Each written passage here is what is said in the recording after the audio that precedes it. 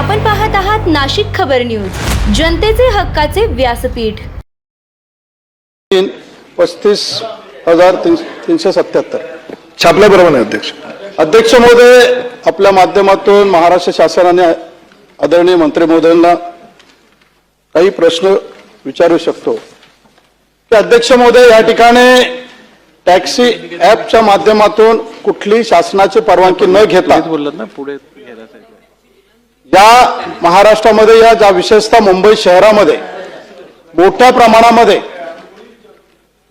अनधिकृत वाहतूक सुरू आहे आणि या वाहतुकीमुळे विशेषतः महिलांचा आणि विद्यार्थ्यांची असुरक्षितता निर्माण झाली आहे। मदत करतोय म्हणून अध्यक्ष महोदय, माझी शासनाला आदरणीय मुख्यमंत्र्यांना विनंती आहे की ज्या ठिकाणी शासनाने रितसर माझ्यासारख्या टॅक्सी आणि रिक्षा ड्रायव्हरला व्यवसाय करायची परवानगी दिलेली आहे, माझ्यासारख्या गरीब रिक्षा चालकावरती अशा अनधिकृत वाहतुकीमुळे आमच्या कुटुंबियावरती आर्थिक परिस्थिती ओढवलेली आहे।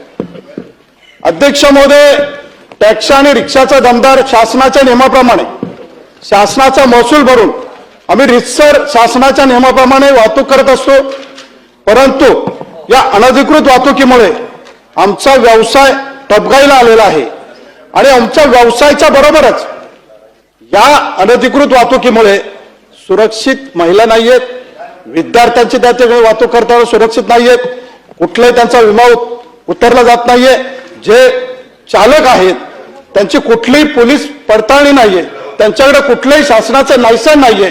त्यामुळे अध्यक्ष महोदय, माझी शासनाला विनंती आहे की याची चौकशी करून आपण या वाहतुकीवरती कायदेशीर कारवाई करणार आहात का आणि या वाहतुकीमध्ये जे लोकांची फसवणूक होती त्याच्यावर कठोर कारवाई करणार आहात का?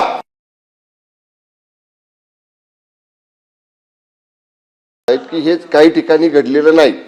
त्यांनी पुन्हा एकदा सांगितलं की सुधारित सक्त आदेश की तो डॅशबोर्ड तात्काळ लावावा, याचे आदेश महापालिका क्षेत्रातल्या आयुक्तांना आज दिले जातील की त्यांनी सगळ्या नगरपालिका त्यांच्या क्षेत्रातल्या दवाखान्याला द्याव्यात, ग्रामीणकडच्या जिल्हाधिकाऱ्यांना दिले जातील। नंबर 2, आणि सन्मान्य अध्यक्ष सभापती महोदय, जिल्हा स्तरावरती आपण एक समिती केलेली आहे, चॅरिटी हॉस्पिटल्स जी या ठिकाणी आपण मदत करून चालवलेले, त्यांच्यासाठी जिल्हा स्तरावरती 2 माननीय लोकप्रतिनिधी आणि त्याच्यामध्ये असणारे चॅरिटी कमिशनर, ॲडिशनल कलेक्टर अशी जिल्हा स्तरावरची ती समिती आहे। माननीय आमदार महोदयाने माझी विनंती आहे की जे माननीय आमदार महोदय अशा समित्यांवर असतील, या सभागृहाचे असतील, खालच्या सभागृहाचे असतील, नियमित बैठका जर त्यांनी या समितीच्या घेतल्या आणि जिल्ह्यामध्ये अशा पद्धतीने त्याचे निर्देश पाळले जातात का नाही हे जर तपासलं तर निश्चित त्याला सुसूत्रपणा येईल आणि कुठल्याही परिस्थितीमध्ये व्हायलन्स होणार नाही। त्यांना ज्या अटी शर्तींवरती ज्यादा सवलती आपण दिलेल्या आहेत त्या पाळल्याच जातील। या संदर्भामध्ये जिल्हास्तरीय समितीचे जे सदस्य सचिव आहेत, ॲडिशनल कलेक्टर, त्यांना आजच सूचना सगळ्या ॲडिशनल कलेक्टरला दिल्या जातील की तात्काळ ड्राईव्ह घ्या आणि जिथं जिथं त्रुटी आढळतील तिथं त्रुटीच्या संदर्भातली कडक कारवाई त्यांनी करावी।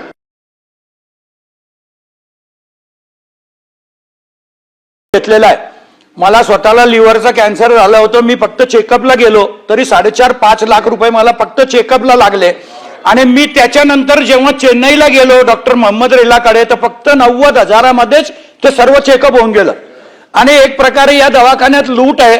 तरी आपण ज्या वेळेला त्यांना नोटिसा देतात ते कोर्टात जातात, कोर्टातून स्टे घेतात किंवा कोर्टातून डिस्टर्ब करतात। माझी आपल्या माध्यमातून मंत्री महोदयांना विनंती आहे की तुम्ही सिनियर कौन्सिल लावाल का, कारण आमचे वकील सुद्धा कुठे ना कुठे मॅनेजर्स होतात आणि त्याच्यामुळेच हा स्टे मिळतो। तर आपण सिनियर कौन्सिलची नेमणूक यांच्या केसमध्ये खास करून करणार का?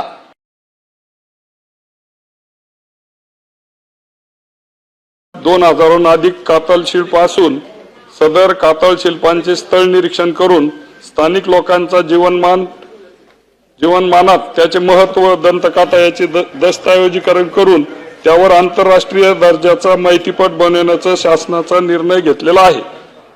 त्याबद्दल प्रथमतः मी राज्य सरकारचं या ठिकाणी अभिनंदन करतो की हा आपला ऐतिहासिक ठेवा जतन करण्याचं काम आपलं राज्य सरकार या ठिकाणी करत आहे।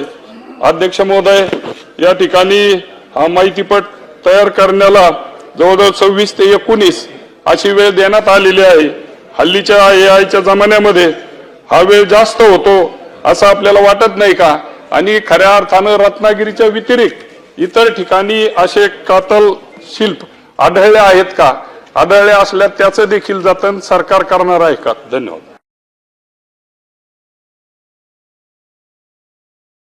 कमी 20 ते 25 वेळेला चर्चा झालेली आहे. कोविडच्या काळामध्ये जिल्हाधिकाऱ्यांच्या अखत्यारीमध्ये डॅशबोर्ड होता आणि त्यामुळे कुठल्या हॉस्पिटलला कुठे बेड अवेलेबल आहे हे कळत होतं. तर माझा प्रश्न असा आहे मंत्री महोदय दोघांनाही की महानगरपालिका किंवा जिल्हाधिकारी यांनी एकत्र एक डॅशबोर्ड केला पाहिजे की जिथे पेशंटला प्रत्येक हॉस्पिटलचा डॅशबोर्ड तपासणार का पेशंट. त्यामुळे एक डॅशबोर्ड मोठ्या महानगरपालिकांमध्ये जसा कोविडच्या काळात होता तसा आणि ग्रामीणसाठी वेगळा असे 2 डॅशबोर्ड असतील तर ताबडतोब सगळ्यांना एकत्रित चित्र कळेल आणि त्याचा हिशोब पण राहील. म्हणून एकत्रित डॅशबोर्ड आपण करा प्रत्येक ठिकाणी, तर अशीच उत्तर मिळणार नाही. तर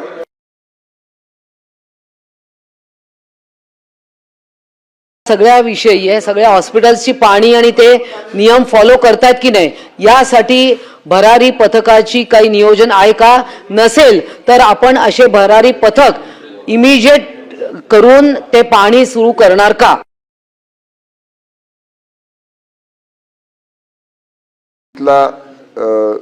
दुर्घटना घडली या बाबतीत प्राथमिक निवेदन काल माननीय मुख्यमंत्री महोदयांनी सभागृहामध्ये विधानसभेच्या केलेलं आहे.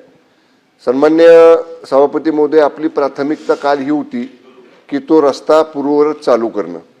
सर्व यंत्रणा 24/7 आपण डिप्लॉय केली आणि आज सकाळपासून, काल पहिल्यांदा एक बाजू चालू केली आणि आज सकाळपासून आपण पूर्ण कनेक्टिंग लिंकची बाजू मुंबईकडे येणारी या ठिकाणी आपण वाहतुकीला सुरू केलेली आहे.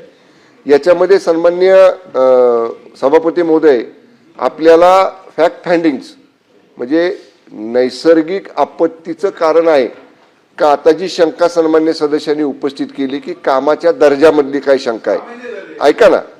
कारण शेवटी आपण जर काल माननीय मुख्यमंत्री महोदयांचं निवेदन ऐकलं असेल तर काल या 8 दिवसामध्ये जो पाऊस झाला तो पाऊस प्रचंड महिन्याभरात झाला नाही, एवढा पाऊस 4-5 दिवसामध्ये झाला.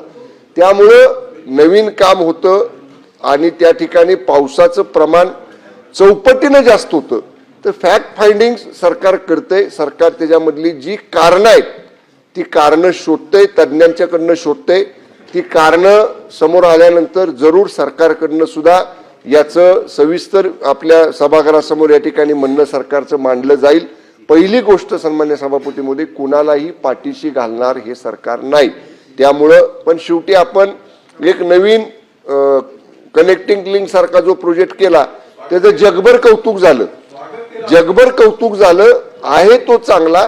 पण शेवटी आता 4-5पट पाऊस जर झाला एखाद्या ठिकाणी, आता आपण पाहतोय झाडं पडण्याचं प्रमाण आपण पाहिलं, वर्षभरात जेवढी झाडं पडली तेवढी 300-350 झालं ह्या 2 महिन्यामध्ये पडली. त्यामुळे निसर्गाची अवकृपा सुद्धा आहे. पण तरी सुद्धा जी याला वस्तुस्थिती कारणीभूत आहे, जी फॅक्ट फाइंडिंग रिपोर्ट मध्ये येईल, ती सगळं सभागृहाच्या निदर्शनाला आपण आणू. सभागृहासमोर सगळी वस्तुस्थिती आपण सरकारच्या वतीनं मांडू. सभापती महोदय, सन्मान्य सदस्य रघुवंशी साहेबांनी जे सांगितलं की या ठिकाणी ज्यादा दर आकारले जातात, ज्यादा पैसे रुग्णांकडून घेतले जातात आणि याचा आधार घेऊन ते समजा पुन्हा कोर्टामध्ये जातात. तर आपण जिल्हा सरकारी वकिलांना तर नेहमी सांगतो, शासकीय सरकारी वकिलांना, पण अशा मॅटरमध्ये जर आवश्यकता असेल तर निश्चितपणाने विशेष अशा केसेसमध्ये सुद्धा जर त्या ठिकाणी आवश्यकता भासली तर विशेष सरकारी वकील सुद्धा नेमला जाईल.